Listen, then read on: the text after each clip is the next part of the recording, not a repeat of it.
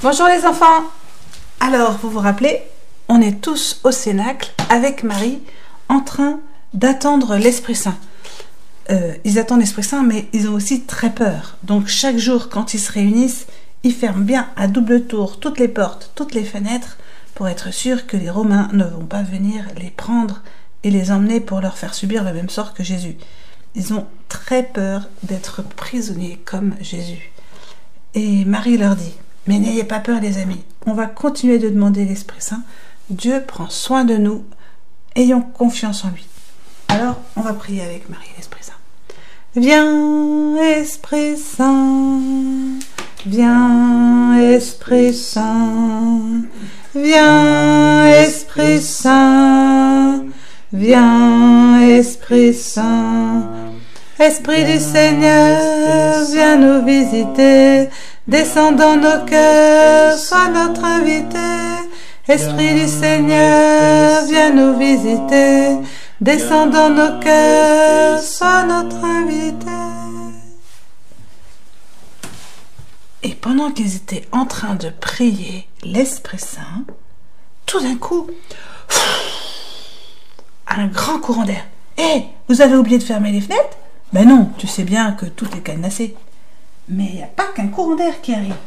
Il n'y a que des petites flammes arrivent, une grande flamme arrive et se partage, et sur chacun d'eux, des petites flammes descendent.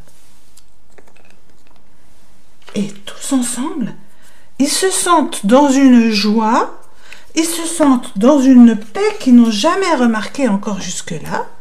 Ils se disent, mais qu'est-ce qui se passe? Et Marie leur dit, eh bien c'est ce que Jésus nous a promis. Il vient de nous envoyer l'Esprit Saint. Et les voilà tous avec une petite flamme d'Esprit Saint sur eux. Ah, c'est pas une flamme de feu qui fait mal. C'est une flamme de feu. C'est le feu de l'amour. C'est une flamme qui remplit leur cœur de joie, de paix, de bonté. Ils ont tout d'un coup envie de sortir pour annoncer cette bonne nouvelle de cet Esprit Saint qu'ils viennent de recevoir, de Jésus qui est mort et qui est ressuscité. Tout d'un coup, dans leur tête, dans leur cœur, tout s'éclaire. Parce que l'Esprit Saint, c'est un feu d'amour qui éclaire notre cœur, qui nous fait comprendre en profondeur les choses. Tous ces gens-là, ils sont dehors. Et ça fait un tel bruit que tout le monde s'approche, tout le monde s'amasse, ils se rassemblent, ils viennent voir qu'est-ce que c'est que ce truc. On entend plein de bruit. Qu'est-ce qui se passe à cet endroit? Qu'est-ce qu'il y a dans cette maison? Oh, c'est tout fermé dans cette maison. Et à ce moment-là, Pierre, lui, dit, non mais là, ça va pas comme ça. Il faut qu'on sorte dehors. Il faut qu'on y aille. Il faut qu'on leur annonce ce qui se passe. Et voilà Pierre qui ouvre la porte et qui commence à sortir. Et tous les apôtres font pareil que lui. Et ils vont discuter avec la foule. Allez, au boulot. Eh, mais vous savez, Jésus, il était mort. Eh bien, il est vivant. Il est vraiment ressuscité. Vous savez, on a parlé avec lui. On a discuté avec lui.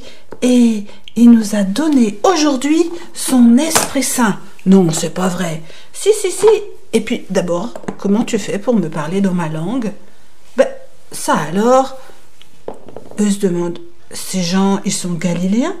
Et voilà qu'ils sont en train de nous parler dans la langue de notre maman, dans notre langue maternelle. Tout le monde, même les femmes, tous ceux qui étaient là dans le Cénacle, sont tous en train de parler de Jésus avec assurance et dans la joie. Ils arrivent, ils peuvent pas s'en empêcher. C'est plus fort qu'eux. Et alors, vous aussi, vous allez écouter quelqu'un qui vous parle. Voilà. Les pharisiens qui voient ça, ils arrivent et disent, mais qu'est-ce que c'est que cette histoire? Mais ils sont pleins de vin doux. Ils ont trop bu. C'est pas possible. Qu'est-ce que c'est que ça? Et là, Pierre monte et se met à parler à tous.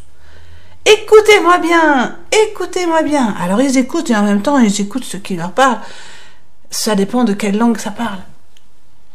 Ce que vous voyez, ce n'est pas parce que nous avons trop bu. D'ailleurs, on n'est encore que le matin. Mais ce qui se passe, c'est que ce que Jésus a promis, et oui, ce Jésus, vous le connaissez bien, il a opéré parmi vous des merveilles, des miracles, il a fait plein de choses. Et puis vos chefs, vos chefs l'ont mis à mort. Ils l'ont martyrisé et ils l'ont pendu sur le bois de la croix. Ils ont cru se débarrasser de lui. Mais Dieu l'a fait, Seigneur et Christ, ce Jésus que vous aviez crucifié. Et d'ailleurs, le roi David, dans le psaume, disait « Tu ne peux me laisser et m'abandonner à la mort, car tu ne peux laisser ton ami voir la corruption. Tu m'apprendras les chemins de la vie. » Eh bien, c'était pour Jésus. David avait déjà vu, pourtant on sait bien qu'il est mort maintenant, mais il savait parce qu'il était prophète que quelqu'un de sa famille viendrait et ne serait pas prisonnier de la mort.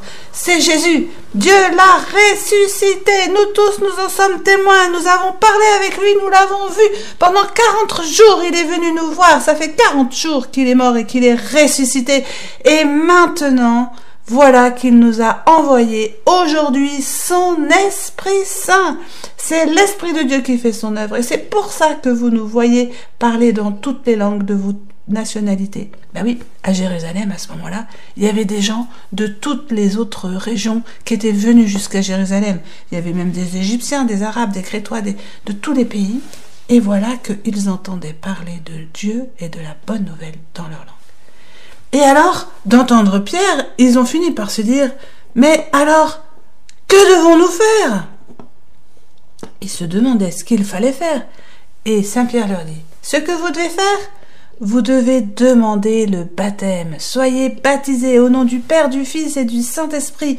Et comme nous, vous allez recevoir cet Esprit Saint et la vie éternelle. » Et à ce moment-là, il y a eu tellement de monde qui avait écouté Pierre, qui avait eu le désir de cette joie parce que ça transpirait, qu'il y a eu 3000 personnes qui ont demandé à être baptisées. C'était la première œuvre de l'Esprit Saint après le jour de la Pentecôte. L'effusion de l'Esprit Saint qui descend, c'était le jour de la Pentecôte. Et pour savoir ce que l'Esprit Saint a continué de faire avec les apôtres, c'est demain. Au revoir les enfants.